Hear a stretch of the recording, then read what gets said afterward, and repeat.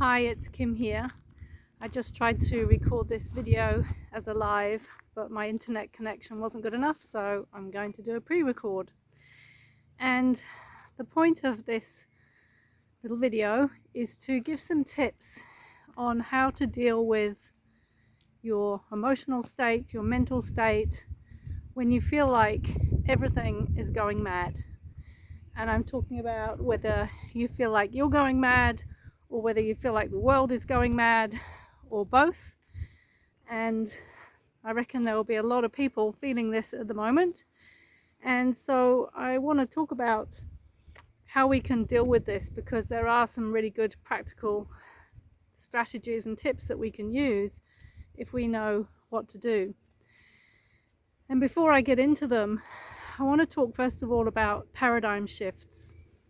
So what we're going through right now collectively on the planet is a massive paradigm shift. And a paradigm it's the word that we use to describe how we understand or see or perceive reality. And everybody has their own version of what reality is, what life is, what the world is. And then we have a collective version of that as well. And right now we're going through the most enormous paradigm shift collectively.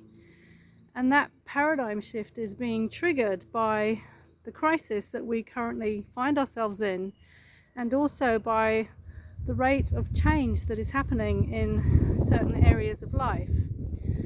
And really two things which come to mind right now that are really the crux of this crisis and this change. Number one is obviously the pandemic situation and the vaccine situation, and in particular the situation that we find ourselves in many countries around the world, where people are being forced to take the vaccine against their will, or being told that they should take it and they really don't want to, and they have very good reasons for not wanting to, and freedoms and liberties being taken away from those people who are not wanting to do what the government is saying that they should do. That is creating massive stress. For example, this week as well in New Zealand, many people are leaving their jobs, no income. It's a massive shock. And then on top of that, for example, there is a huge change happening behind the scenes in our financial system, and cryptocurrency and DeFi, digital currencies, are all in process behind the scenes. And you know, we've grown up, or I've grown up, most people have grown up with just one currency in their country. That's all they have to deal with, one currency. It's cash, or it's in the bank. You write a check, you use a credit card. It's all pretty simple. Well, no more. Right now, digital currency is coming in, and I'm trying to learn about it, and it's not something that I have any interest in whatsoever, but I feel like I need to upskill myself and learn about it.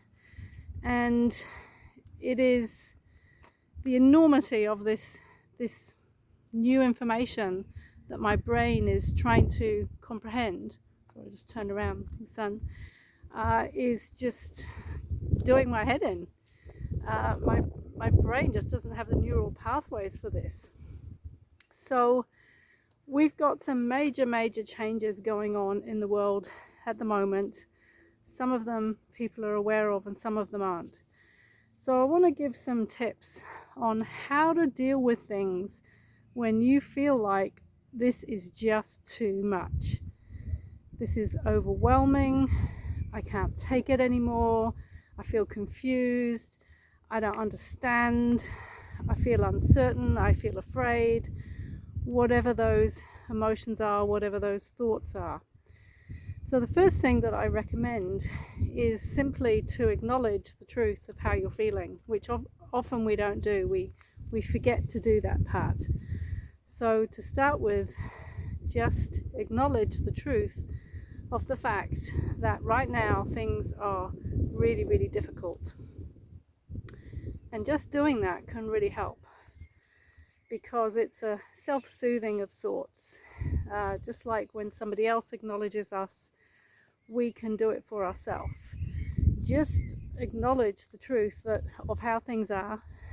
It's not like we're trying to change them or solve them in that moment of the acknowledgement, but we just acknowledge this is how things are right now.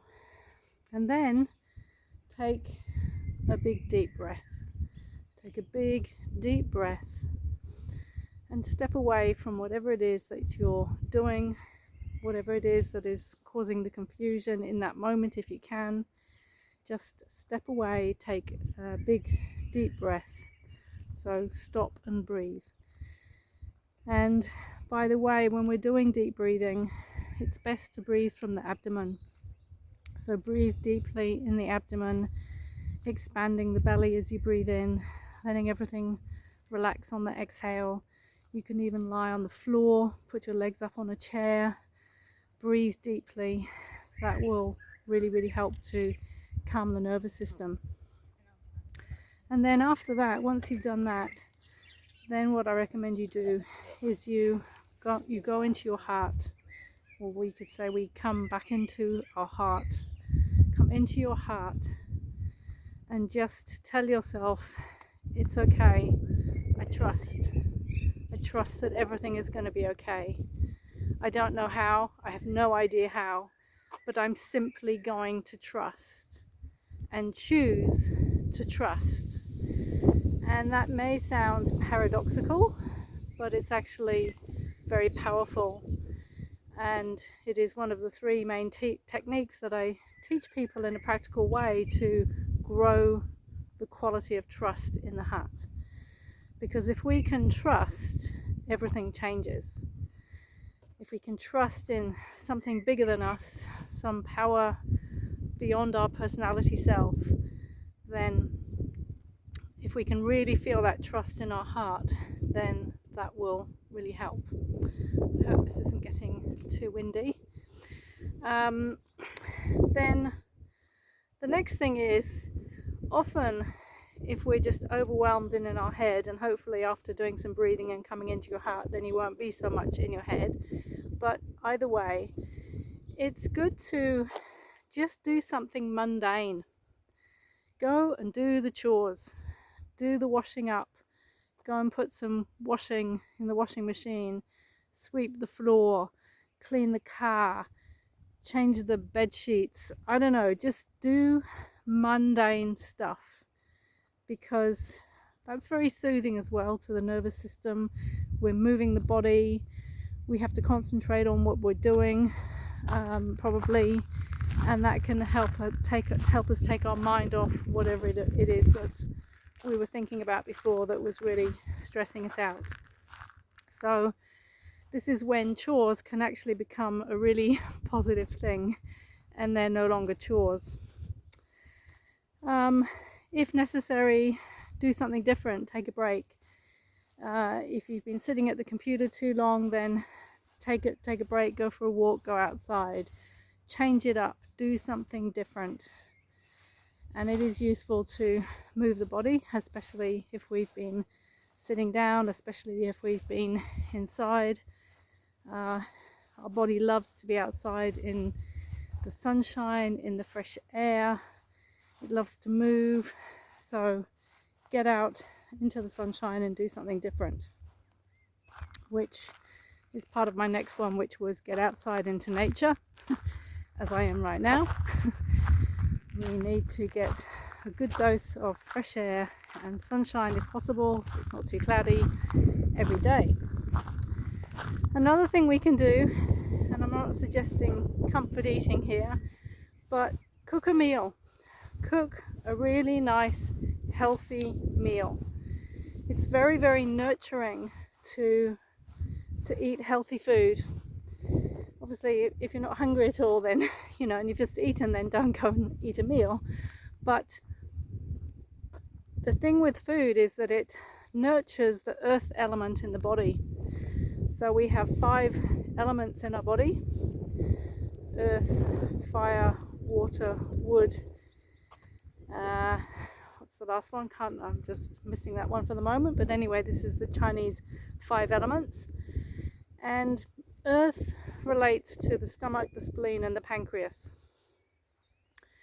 So when our earth element in our body is nurtured, and that is done by eating good healthy food, which helps the stomach and the pancreas and the spleen, then that will help us emotionally and mentally to feel calmer and to feel supported and to feel safe. So there are a lot of S words associated with the stomach, the spleen: safety, support. It's the earth element, which is like the Mother Earth, feeling mothered, feeling supported. So when we take the time to calmly prepare a meal with love, with mindfulness, to prepare it, to eat it, it can really help to calm our nervous system, our digestive system, and to make us feel safe. Because at the end of the day, this change that I talked about at the start, this paradigm shift, it's making people feel unsafe because we're in the unknown, and the mind doesn't like to be in the unknown. It likes to be in the known. And another thing that one can do, not too much of, but it's a good thing to do sometimes, is just to distract oneself through watching, for example, a chick flick film or some film that takes you into fantasy land, so to speak, or to read a book. Just do something that takes your mind off whatever it is that has been stressing you out. And sometimes that's a really positive thing to do. We don't want to do too much of it, but if you listen to your body, you will know the right amount to do. And the last thing to mention, and I don't know whether this is 10 or not, it's a total, it doesn't really matter, but the last thing to mention is good spiritual practices. So if you have a spiritual practice, yoga, qigong, meditation, whatever it is, that will help immensely, because spiritual practices take us out of the personality self into our higher self, help to connect us with that part of us that is all-knowing, that is looking after us, that has the big picture even though we don't know it and don't see it, and helps to restore a sense of peace and calm within. So I hope these tips are helpful. It's so important at the moment to take care of our mental and emotional well-being, because the change that we are going through right now is simply off the charts, and we need good tools to keep ourselves sane. Do share this if you've found it useful. See you again.